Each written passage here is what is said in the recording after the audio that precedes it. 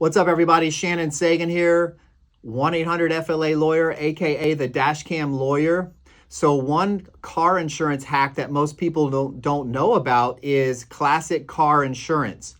If you are someone that rarely drives your car, you don't need it daily, you're not traveling far, classic car insurance is great coverage to have. I have it on my two classic cars, and basically you can pick ranges from a couple thousand miles to maybe as high as 8,000 a year.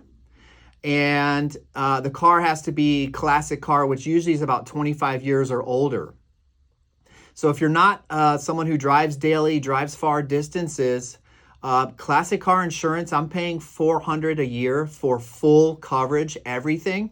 And I think I get 3,000 to 4,000 miles on each of my cars. $400 a year versus 3,000 and 4,000 a year for regular car insurance here in Florida. What a huge savings. And again, if you're not someone driving a lot, this might be the perfect coverage for you to save you money, and you could still have a car to get you places. Hope that helps. If you need anything, 1-800-FLA-LAWYER.